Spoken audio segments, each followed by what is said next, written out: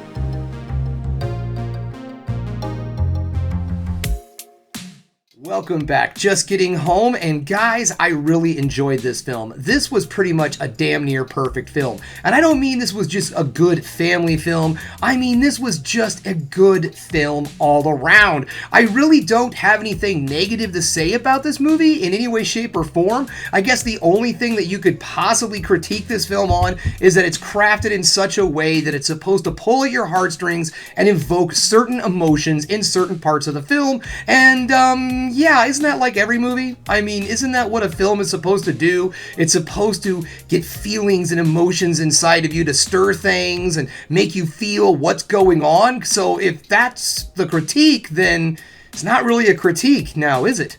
So there's nothing really negative I have to say about this film whatsoever. So let's move into the positive, shall we? And the first thing I want to talk about is the voice acting.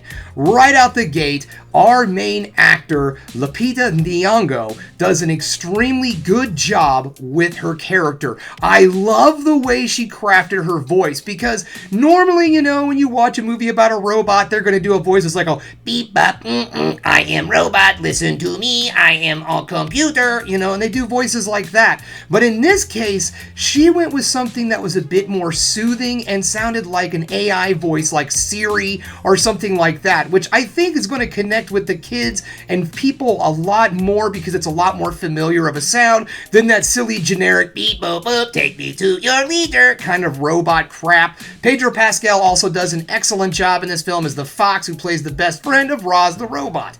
Honestly, everybody does great. Vin Rhames is in this film, so is Catherine O'Hara. Mark Hamill has a role in this film. The voice staff, or voice cast, is outstanding. So that in itself right there knocks it out of the ballpark. The animation style in this film. Now, normally when we compare films, we start comparing them to Spider-Verse, right? Because the Spider-Verse was one of the first movies to come out and really change it up with 3D animation and do a lot of different things. But since that film, DreamWorks DreamWorks has really been pushing the boundaries of three-dimensional animation, and to the point where I am able to say that this doesn't look like a Spider-Verse movie, this looks like a DreamWorks movie. The animation style fits in exactly where DreamWorks wants to be with its style, and I'm glad that DreamWorks has finally latched onto something that they can call their own look, and this film really proves it. The colors, the look, the style, everything about this film was so well made and so well done. The art is so beautiful and colorful and in your face. The movement is so fluid. It was to a point where I started to feel like I was watching a nature documentary and not an animated film. And yes, they don't go for hyper-realistic animals. It was just that the way the characters move so fluidly and so lifelike really helped this movie a lot. The character design is also outstanding. I love the look of Roz. I thought it was a really great modern meets retro look for the robot, and it was also a very friendly and fun look for the design. The animals keep with a kind of cartoony but at the same time realistic look, and everything in some parts looks like an watercolor painting. The way the background animation is done and the looks of the forest and the foliage is gorgeous, and it just looks like all of these animated characters are just sitting on top of a watercolor painting. It was absolutely beautiful, and each time I go to a DreamWorks film, as of lately, I have seen them kick it up a notch with not just storytelling, but with animation. So let's bring it up the storytelling in this film. This movie's pacing is outstanding. It's not a long movie. It's just over an hour and a half. I want to say maybe an hour and 40 minutes, but you will have no idea because it flows along so smoothly. There is so much going on and so much story to take in. This has so much more to it than just a, hey, I'm a strange man in a strange land, or strange woman, robot in a strange land. The film dives into so many more themes than just what it could have been on the surface. It goes into what really family means. It's not just people who are blood related, but it's pieced together with people that we love and care about, and we'll put ourselves in front of their needs, our needs behind their needs is what I'm trying to say. And this film does an excellent job of showing that not just blood family, but also community is needed in raising a child. And I think that's something that we don't really focus on a lot. Now, I think it's awesome that we do focus on the family as a unit and all of that, and how a good, strong family can make a real good, strong human being, or animal, or robot in this case.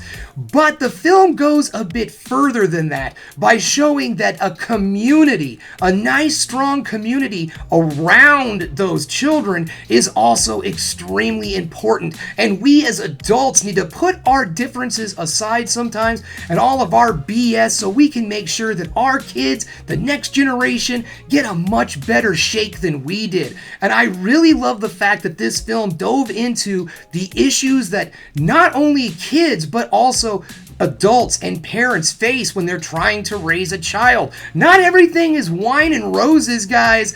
Don't believe your mom when she's sitting there telling you it's time to have kids because I want grandkids. Grandkids are hard, okay? Plain and simple. There's tons of joy, but there's tons of downsides that come with it. And this film does a great job of showing both of those. Let's just say this film doesn't waste its time throwing rainbows up your ass. All right, guys, well, all in all, I have to say that this is an outstanding, well-made, well-directed film from Chris Sanders. Yet again, another extremely strong build a family from what you have film from Chris Sanders. You know, the man who brought us Lilo and Stitch. So what do you expect, right? Ohana means family. And I have to say, I honestly believe that DreamWorks now has their Lilo and Stitch. Well, minus Stitch. There's no crazy little blue guy causing trouble. There's just a cute little duckling. All right, guys, well, that's all I have for you today. Thanks again for checking out the Film Geek. If you liked what you saw here today, go ahead and subscribe to the channel, ring that bell for notifications, and give me the old thumbs up so I know you like what you're seeing. And if there's one more thing you can do, folks, that is keep watching movies You know I'm gonna get out there and check out this film.